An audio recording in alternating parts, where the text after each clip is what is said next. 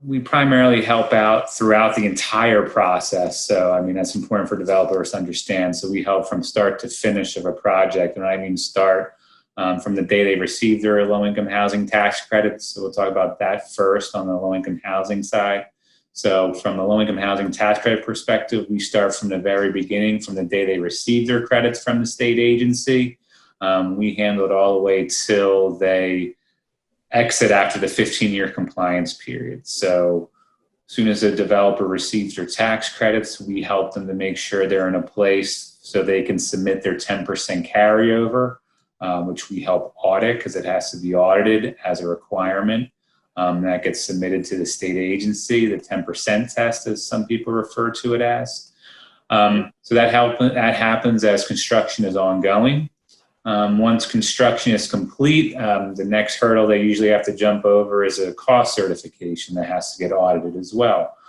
So we help with cost certification audit and helping submit all the relevant documents to the agency. And then we help out on an annual basis because usually if they're receiving tax credits, they've sold them to an investor, and now the investor wants an audit done every year, a financial statement audit. So we provide the financial statement audits over the compliance period, which is usually 15 years.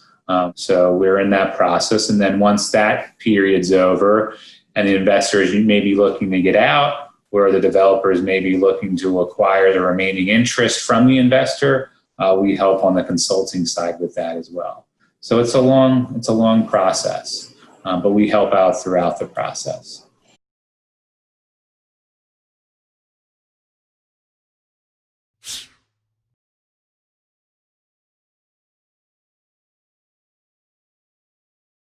Typically, all the clients are developers.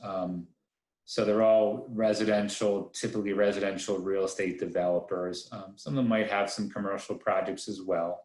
But we deal with for-profit developers. And then there's also nonprofit developers. They all have to meet the same types of requirements when it comes to the financial reporting side. So the audits are still the same. They still need their tax returns done for the investors.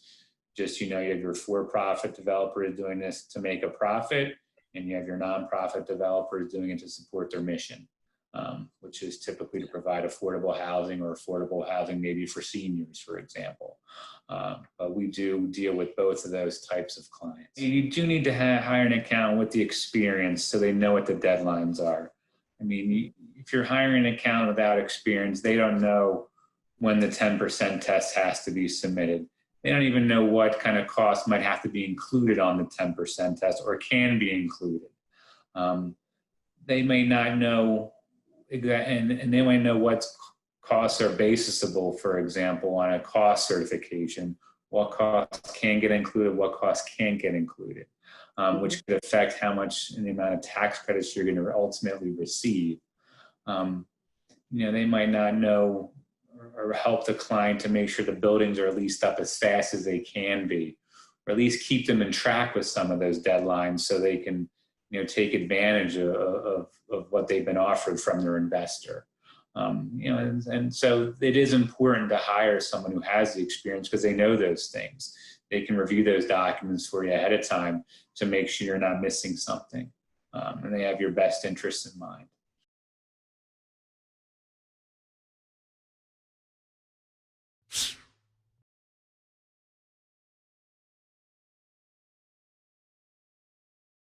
If you're dealing with a newer developer to the space, their common questions might be, hey, what is a 10% test? What do I need to do for that? What is a carryover? What is a cost certification? What's this audit thing that I have to do that they're talking about? So those are some of the common, easier questions. And then, maybe as they go through, the more experienced developers will want to know, hey, how do I maximize my credits? How do I make sure we get an earlier placed in service date so I can maximize my credits? What do we have to do in order on an exit, to make sure we maximize or I can receive the most bang for my buck at the end of the project? So those are some of the more technical questions. You might even get into cost segregation questions from investors. So those get, we're getting a little more technical, but it runs the gamut. But that's why it's important to hire someone who understands the space. Typically, all the clients are developers. So they're all typically residential real estate developers. Some of them might have some commercial projects as well. But we deal with for-profit developers. And then there's also nonprofit developers.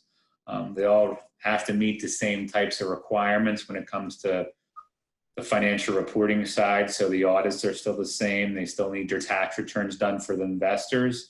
Just, you have your for-profit developers doing this to make a profit, and you have your nonprofit developers doing it to support their mission, which is typically to provide affordable housing or affordable housing maybe for seniors, for example. But we do deal with both of those types of clients.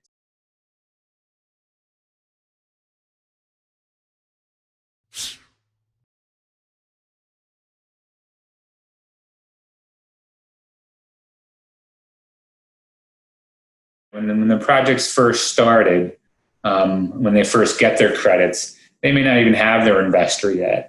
They might not even have one lined up. So the first stage of the project is, dealing with the state agency and applying and receiving their credits. So once the credits are received, then they might need our help with identifying an investor who they may seem as friendly to help them through this project, this process, this 15, 20-year process. Because remember, once you have an investor, that investor is there now for 15 to 20 years. So it's relationship. So finding that right relationship, we can help with that. Finding them a good investor will help them throughout the 15 to 20-year process. So we act as a liaison between the client and the investor to help them. Sometimes the investor gets a little technical in their questions.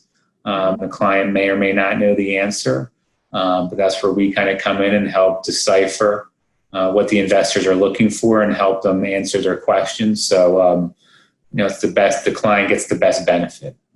So you're dealing with the clients and you're dealing with the investors. And then on top of that, and at least in the early phases, you're also dealing a lot with the state agency when you're submitting the cost certification, the 10% test. The state agencies generally have a lot of questions to ask. They're asking technical questions, and that's where we also provide guidance for the client to help them get those questions answered satisfactorily, to help everyone make sure they maintain their credits and they maximize those credits so they don't lose them. Then, I think if you're dealing with an affordable housing project or you're dealing with a HUD project, it is important to hire a CPA with that experience. The government requires the cost certification audit. They also require the 10% test. Those are usually administered through a state agency in Pennsylvania. That's the Pennsylvania Housing Finance Agency. So those audits, the cost certification and the 10% test have to get submitted to Pennsylvania. Or if you were in New Jersey, they would have to get submitted to New Jersey. If you're doing a HUD project, those audits would have to be submitted to HUD as their requirements. Now, HUD audits are a little different. So depending on the project and the funds you receive, you'd have to do an audit and make sure that the funds are being spent in compliance with those requirements for HUD. So we do those audits as well. And then going back to the low-income housing space, not only do you do the 10% test and the cost certification audit, but more likely than not, your investor is going to require an audit as long as they're in the deal, which is over usually 15 years, which is the compliance period. So over the 15 years, the investor is going to require an audit. So that's where we get involved and we provide those audits as well.